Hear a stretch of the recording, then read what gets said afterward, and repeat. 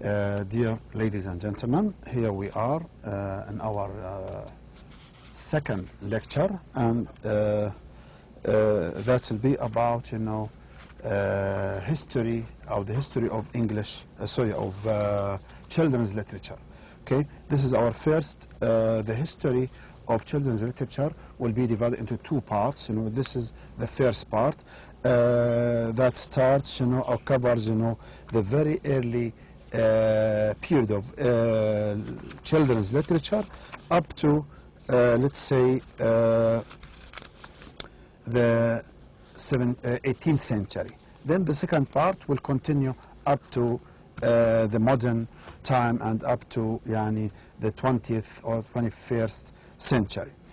Please, again, I just would remind you again and again that, in the introductory lecture, there is, a file with contents of the, let's say, last, 8 lectures, and, this file has, the texts of the stories that you need to read and start reading from now. So don't wait for the 8th and, 9th and then to the 14th lecture. Don't wait for the time to watch, and listen to these lectures. You have to start from now, please, reading, these texts. And these texts, I mean, stories that are included in this course. And they are, of course, very important for the final exam. Okay, there'll be a lot of concentration on these,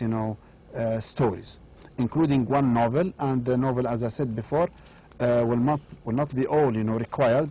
Only the first 3 or 4 chapters, and then the last 3 or 4 chapters of Pinocchio. That's called Pinocchio. Okay, again, here we start, talking about, the history of children's literature, and,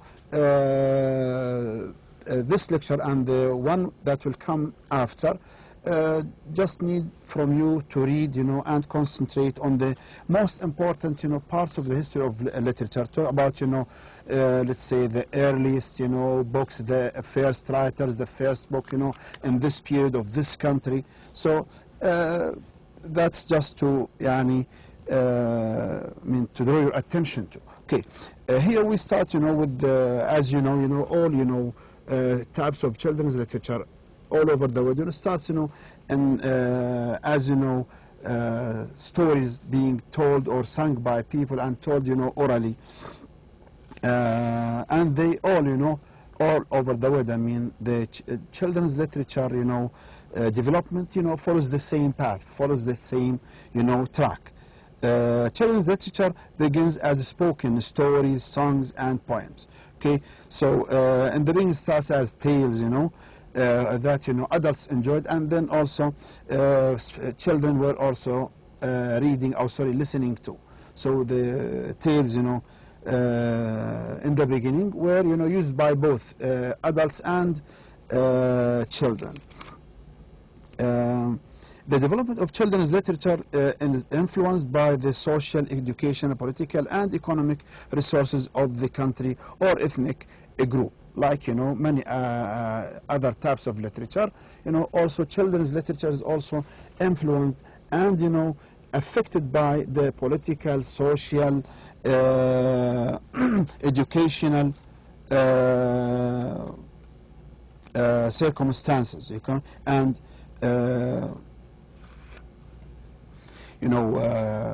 circumstances in the country where it is written or read. Okay, here we start with, in the first part of our first period that is discussed here, we have before 50 BC. Okay, the period before 50 BC, and has its own mythology. This period has its own mythology and its unique fables and other traditional stories that are told for instruction and entertainment. The earliest, okay, we have to, as I said before, to concentrate on the most important parts of the history of, of each period. So, for example, we talk about, the earliest written folk type tales. okay, included اللي هو ايش اللي هي this tale الfolk type tale اللي هي Panchatantra, okay, from India, okay, Panchatantra from India, which was composed about 200 AD. That's يعني a long time ago, before even this period that is entitled here, okay. I would say, sorry, after. It may be the words, this is also Panchatantra, world's oldest collection of stories for children, okay, from India.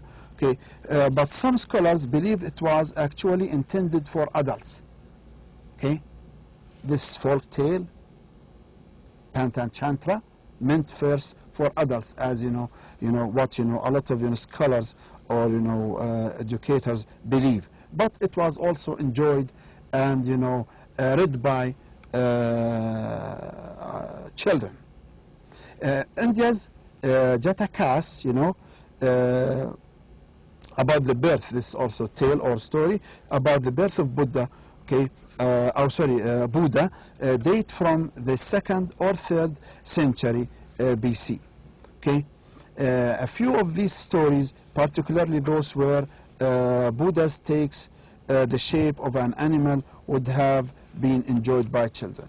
Okay, the source stories for Arabian Nights, okay, this is also an important piece of information, perhaps also originally came from India. Okay, have also this Arabian Nights have also been traced back to this time, before 50 BC. Another example of oral stories, during this period would have been enjoyed by children, the tale of Asurik tree, okay, which dates back at least 3,000 years in Persia, which is now called Iran. Okay, the great ancient Greek poet Homer, okay, here we talk about, in Greece, we have, the Iliad and the Odyssey by the Greek great writer, Homer, that, affected a lot the children literature and other types of literature. Okay, Homer's work contributed to the development of all Western literature, including children's literature. Next, we have from 50 BC to 500 AD. Okay, في عنا about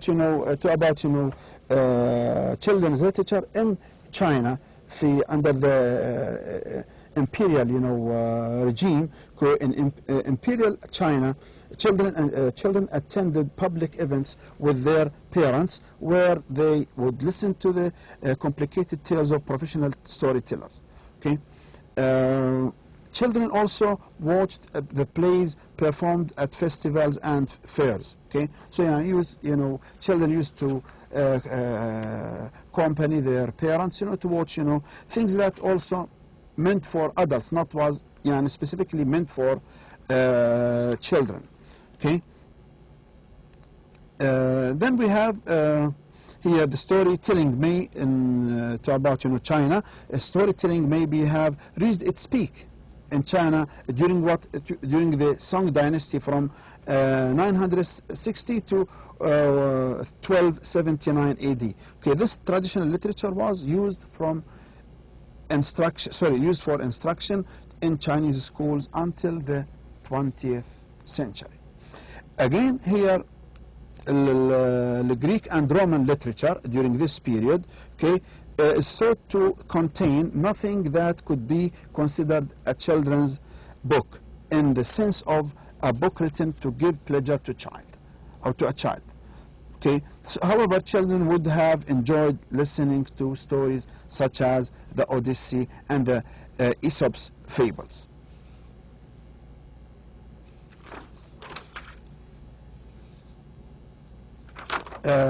Next is the period between 500 to 400 AD, of course.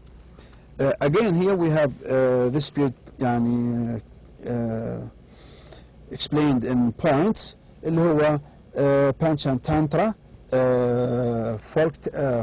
folk tale from India, was translated during this period, translated from Sanskrit into Kannada, another language, in the year 1035 AD.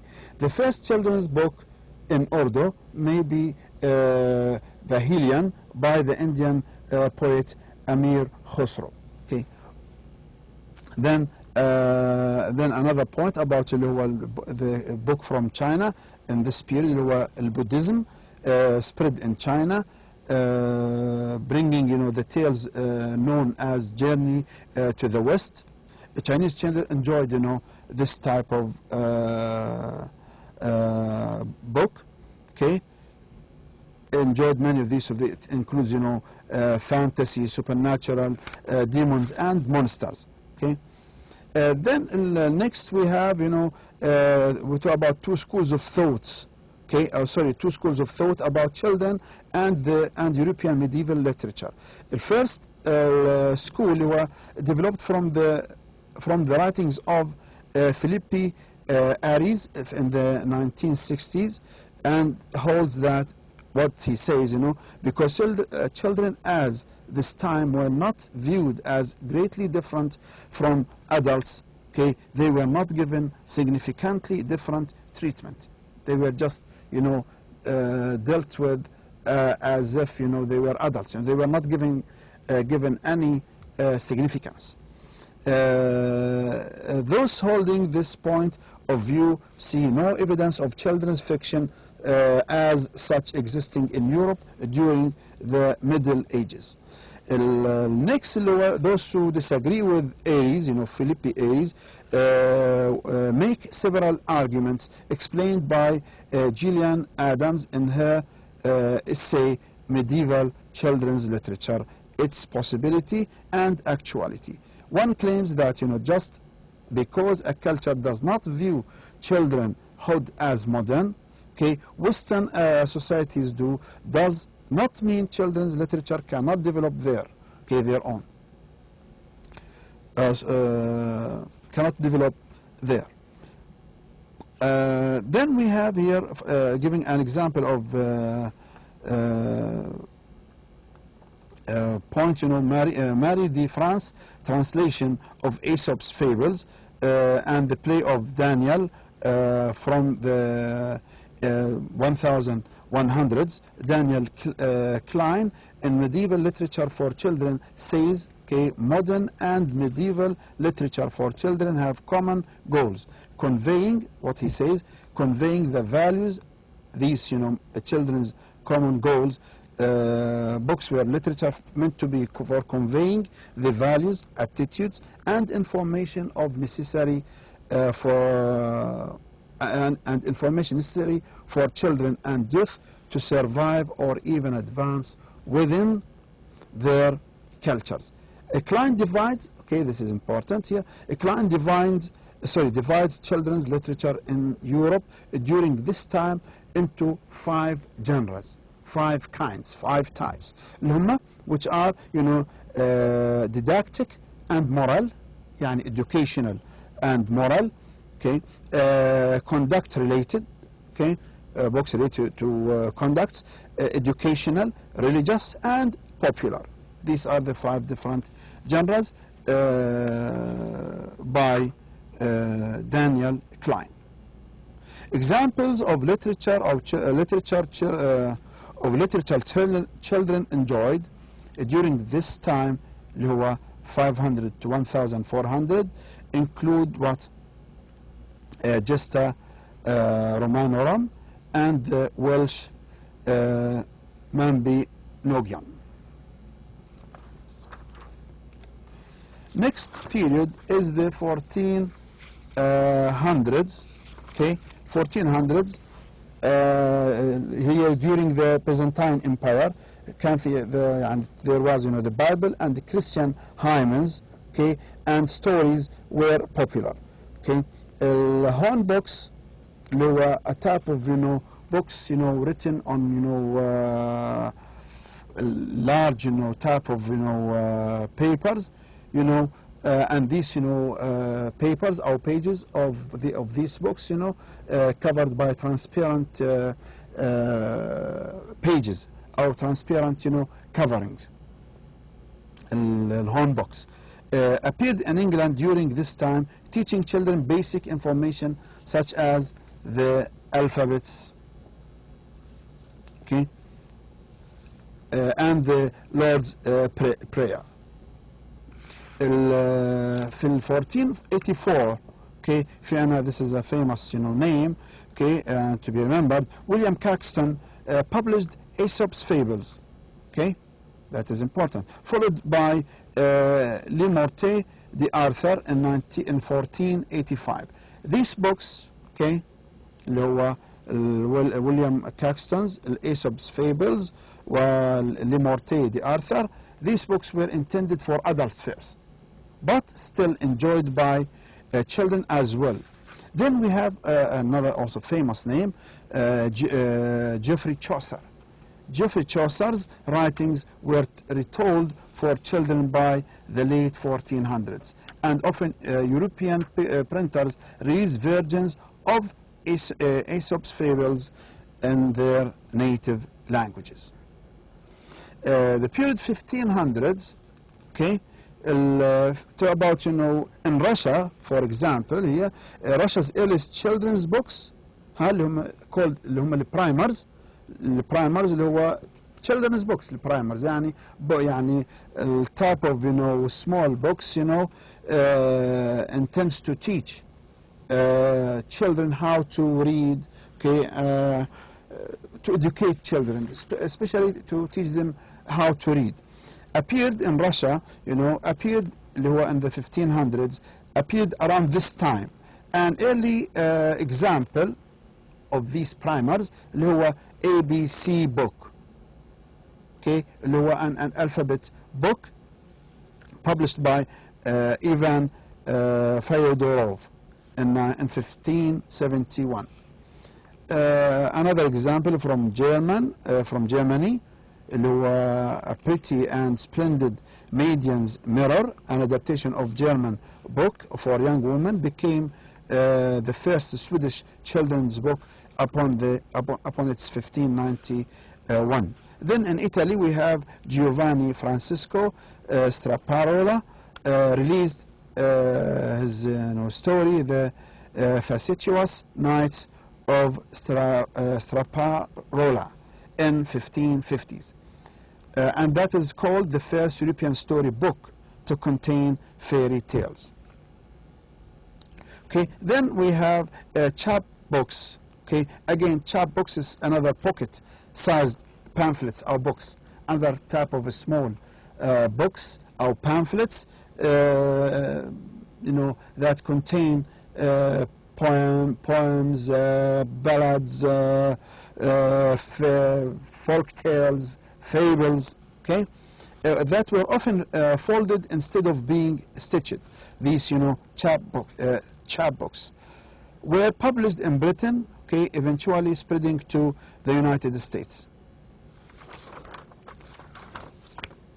Next, we have, you know, the period of the 1600s. During the 1600s, we have the first picture book, okay, published in Russia. Okay, during this period, اللي هو Carrion Istomin, the illustrated primer, okay, appeared in 1694 in Russia.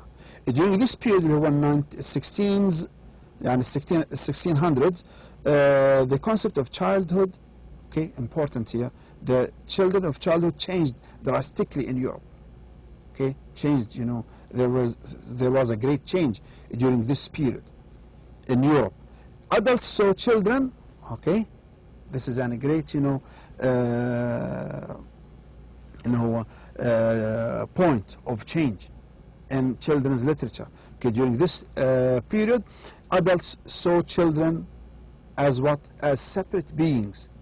يعني giving children يعني more significance, or consider them as to be, you know, separate beings, okay, not just to consider as part of the adults or part of the adults, community. No, innocent and in need for protection and training by the adults around them. An example, in 1634, Pentameron from Italy became the first major published collection of European folk tales, okay, for children. Then we have Charles Perrault began recording fairy tales in France, okay, from Russia to France to Italy to France here. Then we have French. They were not received among the French literary society, who saw them as, fit for old people and children. In 1655, Jan Amos Comenius in Bohemia published the informative illustrated Orbis Pictius for children under 6 learning to read. It is considered, this Orbis Pictius, okay, in Bohemia, considered as the first picture book produced specifically for children.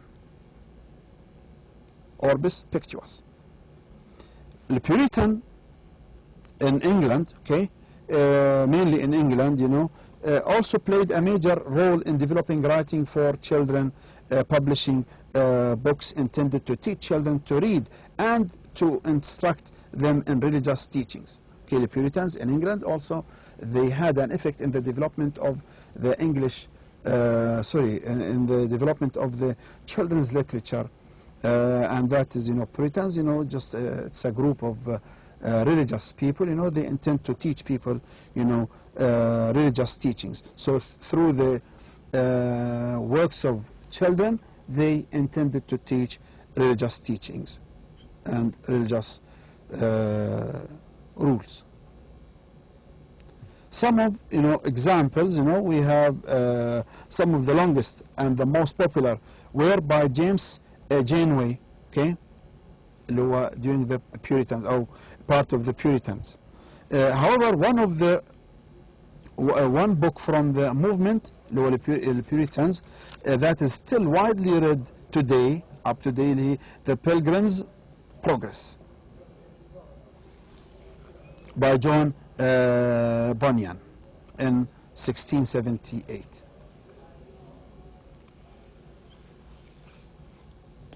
Then we have the New England Primer in 1691. The primer talks about Adam's fall and Adam's story with Eve. Okay. And then there are other examples from England, from the Puritans, with names of, let's say, like John Cotton, okay, and then there is also known as Spiritual Milk for Babes, published 1646 in England and in Boston. Okay, next, and before the end of the lecture, we have the period of 1700s. Okay, the period of 1700s. Talk about in China, let's for example, China still had no separate stories for children during this period of time. It was 1700s. Dream of the Red Chamber, written in this period and published in 1791, okay, told the story of romance and friendship that children enjoyed in China. In Russia, there is Peter and the Great's interest, okay, in modernizing his country through westernization helped Western children's literature dominate the field through the 1700s. Okay, Catherine the Great also wrote allegories for children, okay, stories with allegories. Okay, and during her reign, Nikolai Novikov in Russia, of course, started the first juvenile or children magazine in Russia. So during this period of 1700s, okay, we have Nikolai Novikov started her first magazine for children, okay, اللي هو الجوفينايل magazine in Russia. Last point here, during this period, 1700s, we have in 1719, or 1719, you know, saw the publication of Robinson Crusoe. Robinson Crusoe is one of the most famous novels, and you know, it is enjoyed by children, and you know, this novel was considered to be the first novel, and it's, you know, an adventurous novel, a novel of adventures of Robinson Crusoe, that, you know, became one of the most popular books in English literature. Okay, 1 year after its publication, it was translated into French and then many other languages. In 1769, Germany also published 40 editions and adaptations of Robinson Crusoe. Robinson Crusoe by Daniel Defoe, okay, as the first contemporary adventure novel, and it was, of course, enjoyed up to now. Still enjoyed by children. Then the last period, you know, we are going to discuss in this lecture is sorry, this is the same period. We are still talking about the same period. It was 1700s.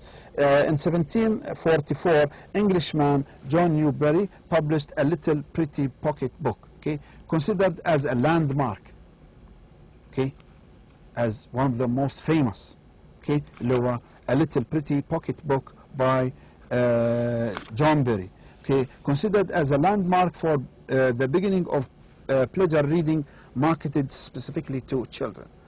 It reflected Jean-Jacques Rousseau's new theories that children should be allowed to develop naturally and joyously. His idea appealing to a children's natural interests took hold among writers for children, but their stories remained basically didactic, yani educational. Popular examples, we have examples, you know, 1774, Thomas Days, the story of Thomas Days, the history of Stanford and Merton, 4 volumes of that embody Rousseau theories. Furthermore, other examples, Maria and Richard Lovell Edgeworth's Practical Education, the history of Harry and Lucy, in 1780.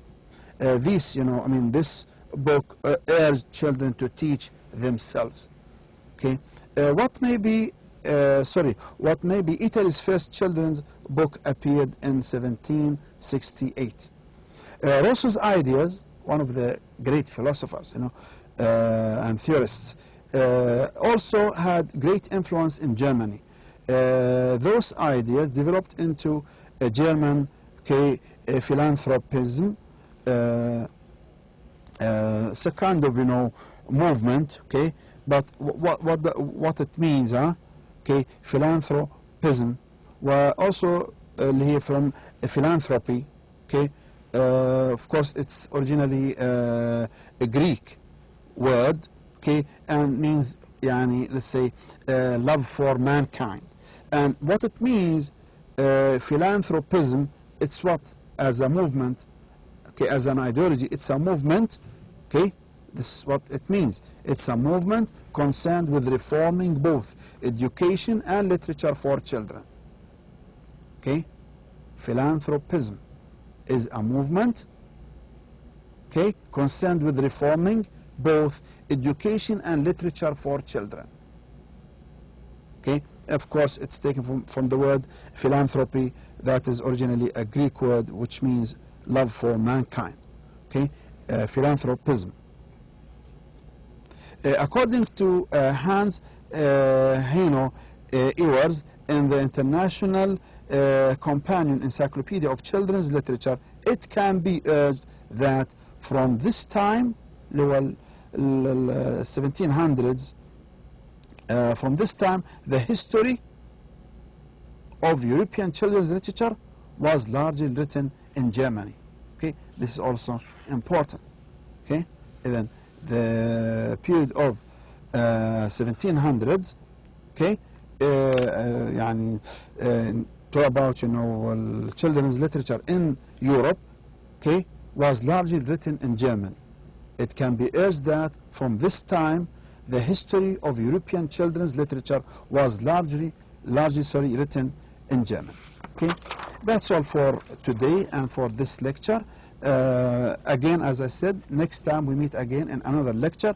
We also discuss some more historical background about children's literature. Then we start with something new else. Thank you very much and see you again. Wish you all the best. Assalamu alaikum.